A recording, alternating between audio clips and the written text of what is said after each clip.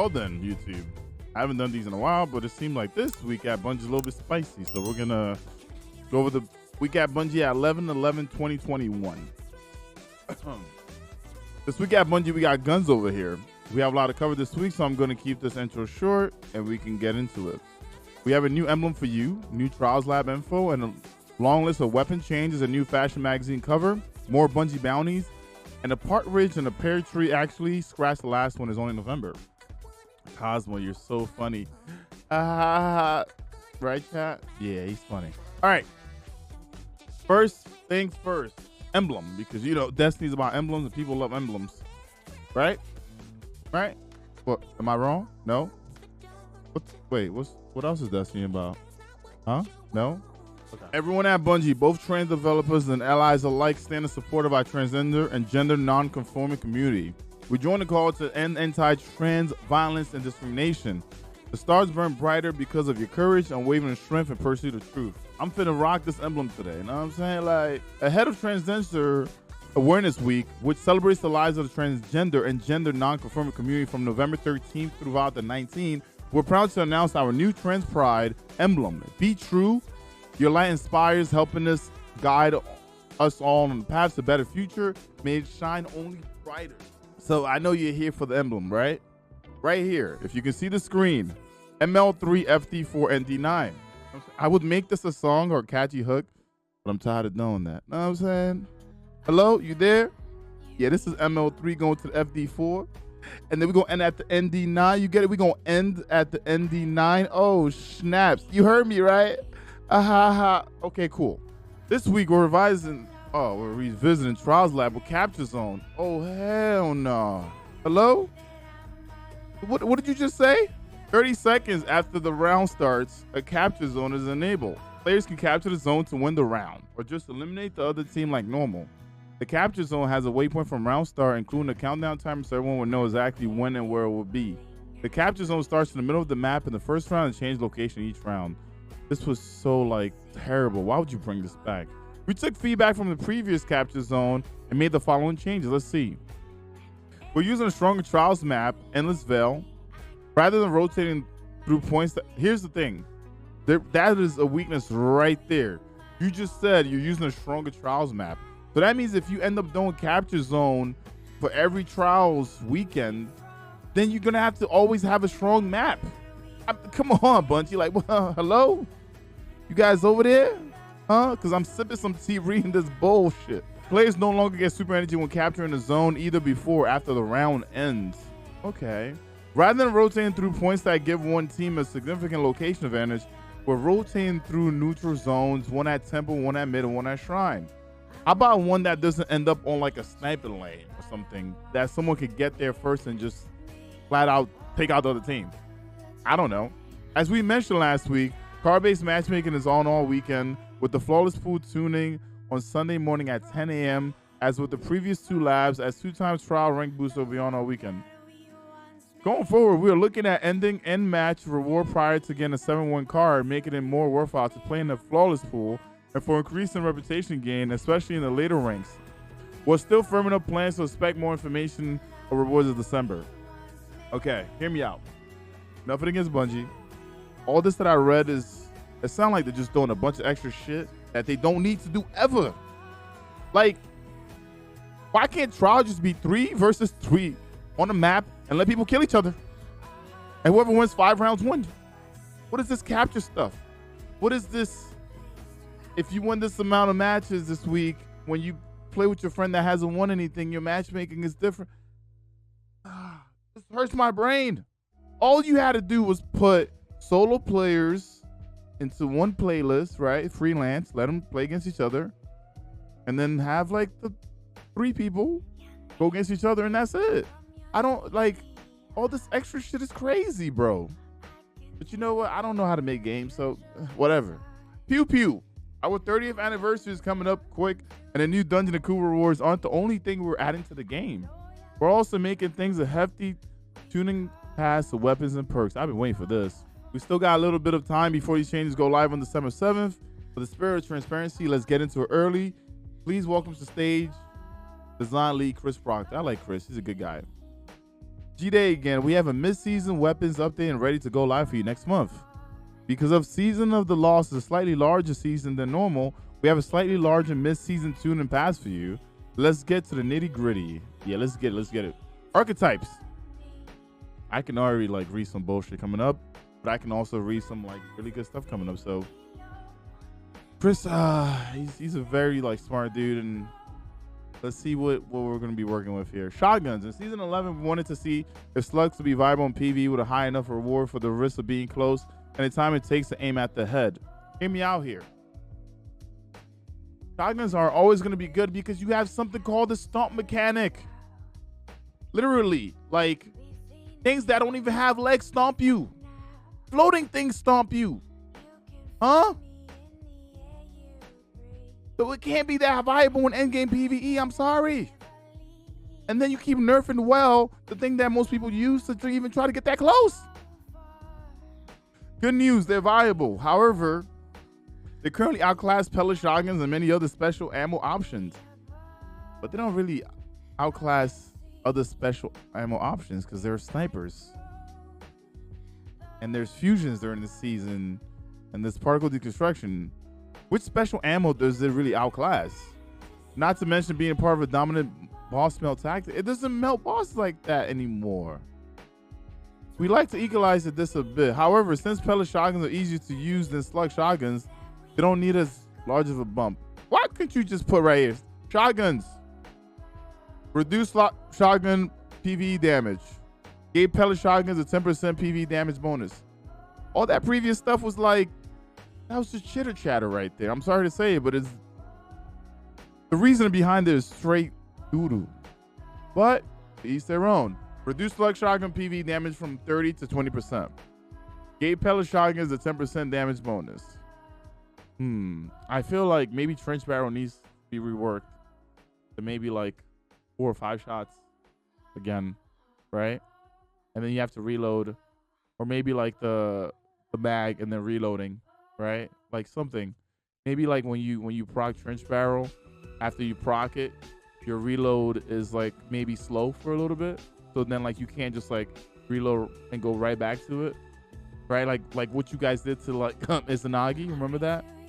So then we still get like a nice output for damage, but yeah, like a little bit slow reload. I don't know. Linear fusion rifle. In Season 14, we bumped these up, but believe that while the damage potential outputs competes numerically, and that they're extra hot right now because of the sweet particle deconstruction, they can't compete with the ease of use of other damage options. Last time they got a precision damage buff. This time it's a flat damage buff. Increase PvE damage by 10%. Nice. So this means that after this season, linears are still going to be terrible, but now they do 10% more damage. Okay, that's cool. Because we know rockets and grenade launchers and swords and other stuff are still going to be better because particle deconstruction is going to leave. I mean, why not an increase by like 25%? I might be asking for too much. Anyway, caster swords. We shipped this with a high heavy attack ammo cost to offset a great melee weapon that also has a good range attack. But now believe it's safe to reduce ammo cost. Reduce heavy attack from 8 to 5. No comment. Bows. In Season 11, we bumped bow damage up 10% versus rank and file enemies, which are basically like miners, red bars. Haven't seen this in game for a few seasons. Seems safe to nudge them up again. Increase damage versus rank files and enemies by 10%. That's actually a really good buff right there. Sidearms and fusion rifles. Due to an instant data entry error, sidearms and fusion rifles were non-hit scan. Behind the scenes, the engine does math converting projectiles from a non-hit scan to hit scan if it would cover a specific distance in one frame. So this will only occur running at 60 FPS or higher. It's not just sidearms and fusion rifles for the FPS thing. It's incoming damage. Like, why do I have to go down to 60 FPS so I don't get one shot in a GM by an enemy? When I have like, hear me out here. Most people get like 100 to about 140 FPS. Why should they have to go down to 60 FPS to survive? All right? That means that they know that something when it comes to frames is messing with the game, right? And right now they're talking about you know, sidearms and fusion rifles basically converting a projectile from non-hit scan to hit scan if your FPS was higher, right? So now they know something is going on with their like frames. Hopefully they can kind of like work on that. I'm not saying it for the sidearms and fusion rifles right now, but I'm saying there's something going on with FPS in the game that needs to be looked at. Increase sidearm and fusion rifle projectile speed from 999 to 9999, which makes them hit scan regardless of frame rate. That's cool. I like that. What about like us getting hit? Can we like change that hit scan too? Be nice. You know what I'm saying? Like, whatever. Fine. Next. Exotics. Oh, snaps. Vex Mythoclast. Yeah, we overbuffed this, and while it's kept in check by the peak shot potential hand cannons, it's definitely melting faces. In playtest, we feel it's strong enough to be desirable without feeling free. Reduce aim assist by 25. Reduce the linear mode rifle aim assist cone from 1.1 to 1.05. Now requires 3 eliminations for full overcharge instead of 2. Fighting Lion. Uh-oh, you about to touch one of my favorite exotics. Let's see. This wasn't a specific problem, but given increasing frustration with breach grenade launchers in Crucible, it seemed like a misstep to say we hear you and here's an infinite ammo version of that thing that you're frustrated about in the same patch. It should be clear to everyone that full nerf isn't needed, so we're adjusting it. This is not a full rollback. There's still difference between almost infinite ammo and actual infinite ammo and how weapons are used. In playtests where we tried to abuse infinite ammo, it was extraordinarily oppressive, much more than we expected given that it had a ton of ammo previously. Remove the multi-hit requirement. Dealing any damage will grant the buff. Okay. Increase the buff to the reload stat from 50 to 70. Reload would be slow if you miss, but if you land any damage, Fine Line will reload faster than it did before the nerf. Increase the buff duration to 7 seconds. Okay. All right. I don't mind that, I guess. Hey! If you're a YouTube subscriber, don't forget, I made a video on this weapon that's coming up right now. All right? It's called Aurelius. We always wanted this to have high utility and high difficulty PvE. But its lack of champion mods prevented that. And it's all about shield breaking already, so we're fixing that. Now it has intrinsic anti-barrier. So this is going to happen in December 7th update, I'm pretty sure. But I was talking about this. This is going to go from like an okay weapon that you can use with particle destruction to like end game strong anti-barrier killing weapon, because when you break that shield, you're gonna get a disruption break, which is 50% extra damage. You pack that up with particle destruction. Aurelius is gonna be doing a crap ton of damage. Now what I need is a catalyst called Genesis Bungie. So whenever I break a shield, my gun is also reloaded. That would make Aurelius probably one of the top tier like anti-barrier weapons of the game. Basically, it gets to compete against Ariana's. Sleeper Stimulant. The delta between Sleeper and the best legendary linear fusion rifle wasn't large enough to make this a compelling option. So while it benefits the 10% damage buff above, this time we're giving it some additional love. Okay. Increase magazine size from 3 to 4. I like that already. But increasing magazine size, what about the overall? Do I get to hold a little bit more overall? Because that would be nice too. But 4 shots for Sleeper is amazing. Increase PvE damage by 6%. Ooh. Increase magazine size and... See, here's the thing. Last time they buffed it, I wanted like a 25% increase. Right? What was it? I think it was like 10%. So like, we're missing like 9%, Bungie. Can we just like 9%? Just 9%. That's all I need. But cool. Tyros. Dual mode receiver always made Tyros a worse 360 RPM auto rifle, but fixing that is a straightforward stat bump. This may not make this mode dominant, but at least makes it do what it was intended. Turn it into a high impact auto rifle. Dual mode receivers now grant the following addition to its current effect. All right, let's see here. So you got plus 30 range and plus 3 zoom. All right. Price stage is 77K. Given the state of stasis in PvP at the start of Season 14, we deliberately shipped this weapon in a weak state, which almost physically hurt us, but was the right decision, not wanting to contribute to the problem. Now that we have more time to evaluate the state of the sandbox, we reworked this exotic to address his weakness in PvE.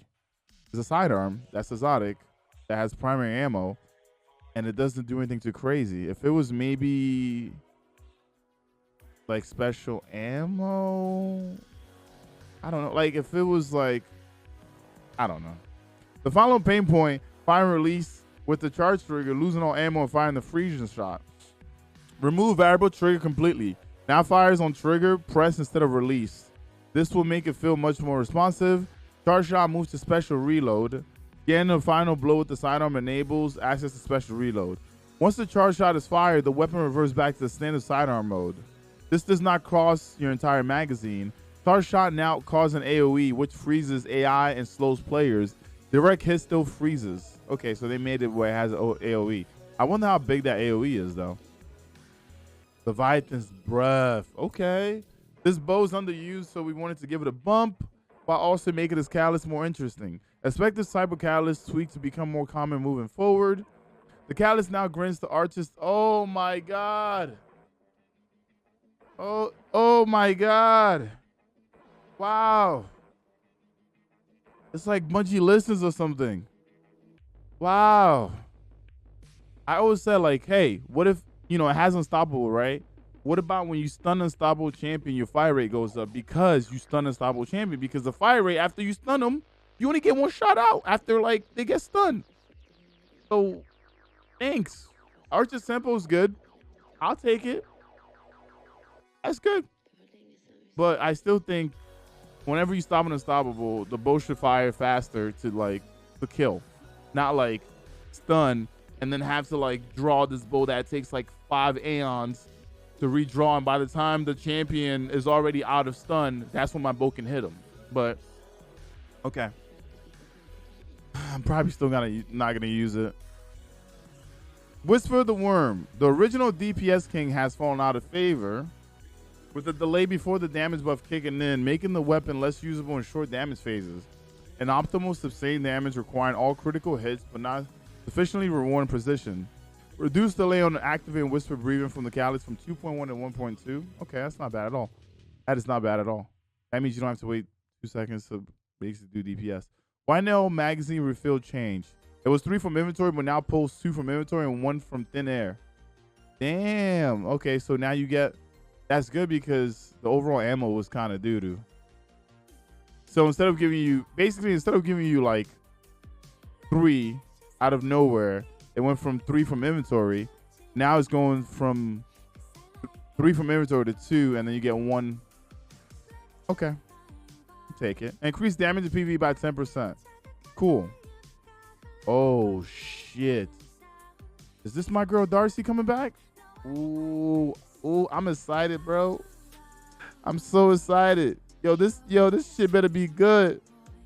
Yo, buddy, this better be good, bro. I'm saying, like, I love Darcy, okay? All right? Okay. The sniper rifle's damage has fallen behind as other options have been... Yeah, Darcy was the shit, man. Eater of Worlds. Darcy used to just shred bosses, dude.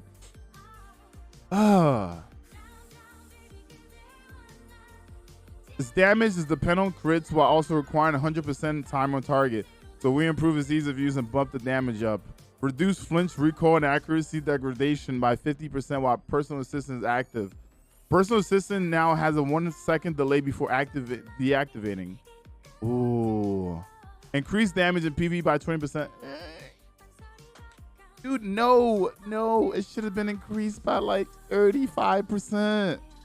I know the numbers, man. It should have been 35. Unless Bungie's bringing like a mod next season that's going to buff snipers, it should be 35. The reason why I say that is because when personal assistance is up, you get to do more damage, but it's not. Whatever. I'll take 20. Malfeasance. For a weapon all about explosions, this hand cannon explosion were a bit underwhelming. Increase explosion damage by 50%. I'm not going to use this, sadly, because I'm not a huge fan of 180s. But Malfeasance is a very beautiful looking weapon. We've seen the scout rifle usage drop dramatically on console since the recent nerf. So we spent some time tuning that in a way that it benefits controller much more than mouse and keyboard. Huh? Why not just benefit both? Huh? Okay. We don't believe this buff will improve the weapon much on mouse and keyboard. Specifically touching hipfire with the catalyst. I mean, hipfire was all.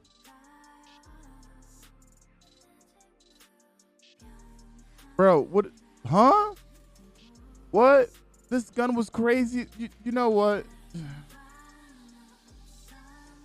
This isn't actually branching the tuning between input devices. Yeah, man, it literally is branching the tuning.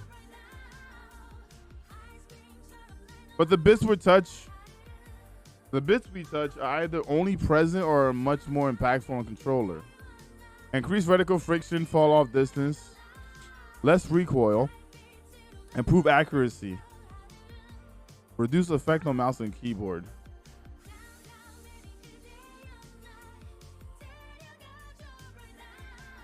Okay, air apparent catalyst. There was a data error in air apparent catalyst resulting in grant too much damage resistance against players. This has now been corrected. No effect in PvE. Reduce damage resistance against players from 75 to 25. Okay. I mean, people are probably still going to be raid bosses with that damn thing. Lawrence Driver. The bonus ability energy fails extraness when the damage buff is so strong and will limit certain weapons sources ability energy. Remove ability energy regen on picking up a telemetry. Traveler's Chosen. The ability energy grant from the perk was on a curve that isn't intuitively understood. Similar to Lawrence Drivers seem appropriate to justice in PvP. These changes are noticeable in PvE, and now grants 10% ability energy per stack on activation. Was previously more generous on low stacks, less generous on high stacks. The average and amount for 10 stacks aren't changed. Reduce stack granted on Guardian defeats from 3 to 2. Okay. Perks. I love perks. Hey. Okay, Drilling Junkie. Let's hope that all the Drilling Junkie freaking weapons that I saved in my vault, this is the moment to see if they're good or if they're shit. If I need to delete them, all right? Let's do this, baby. You know what I'm saying? Like,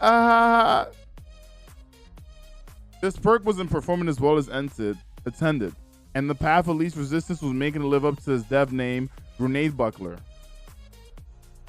Elimination with the weapon can add single damage stacks or extend existing ones.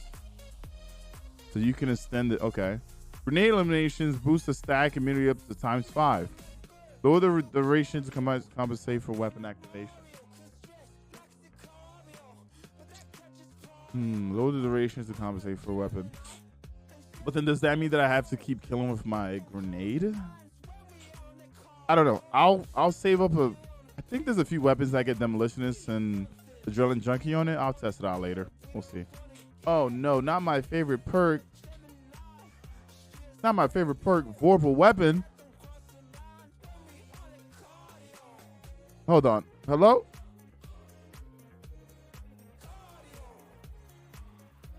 Hello? Anybody there? Vorpal? Alright. Vorpal has been a perk that I loved for the longest time and people hated. And then everyone started loving Vorpal. So let's see. A perk that grants 15% bonus damage against all targets. It's not against all targets though. It doesn't work with minors, Bungie. Like what the fuck? Awkward. Yo, who wrote that, man? That's wrong. Anyways.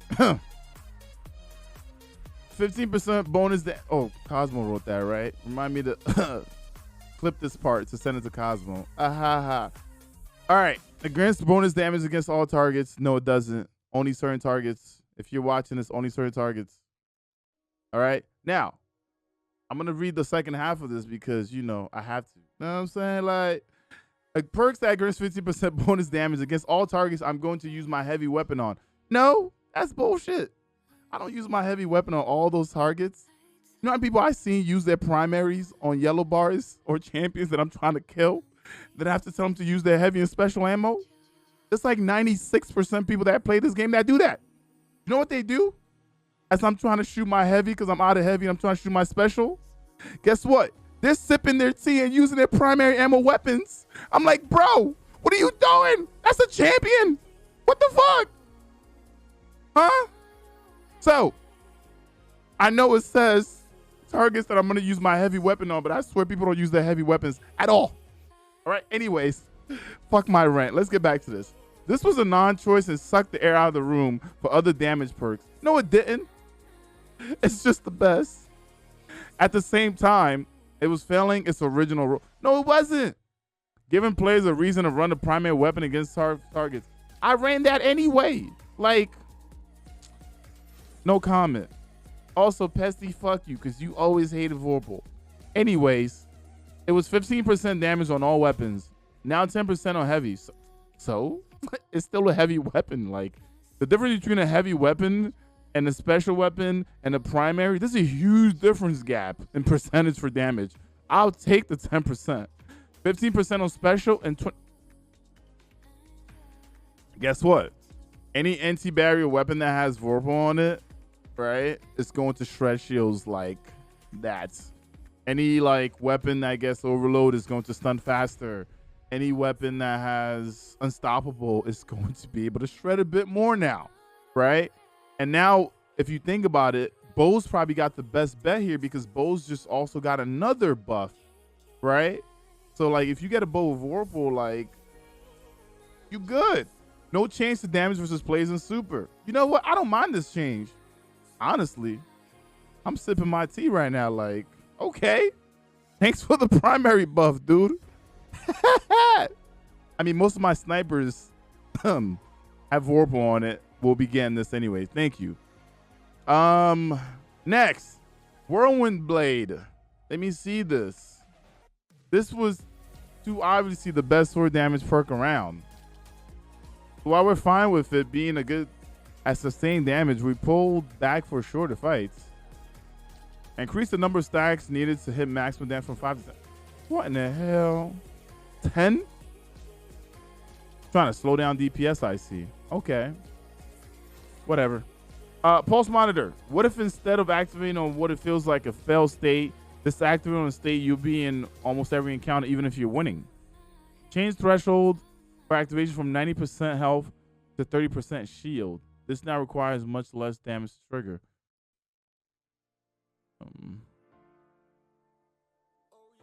That can actually change some weapons. The thing is, Pulse Monitor sometimes ends up being like the best in slot when it comes to the first trait, for sure. That means now I can look for Pulse Monitor on certain things. But mods, quick access sling.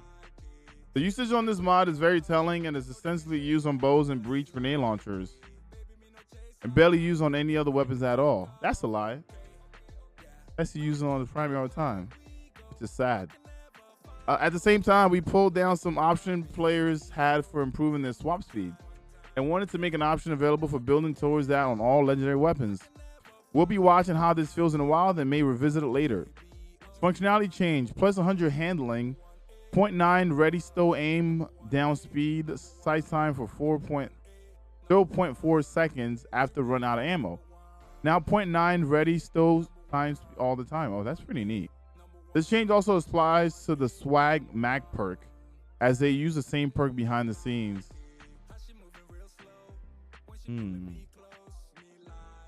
Okay, but another thing that, like, the reason why most people use this on bows and grenade launchers is because the mag, right? Like, you can get rid of that so quick and switch, right? Breach grenade launchers only have one in the mag. Bows only have one in the mag. No one's gonna use like other weapons that have like 20, 30 like big mags. I don't know. So that change was, I don't know. I don't think it was needed.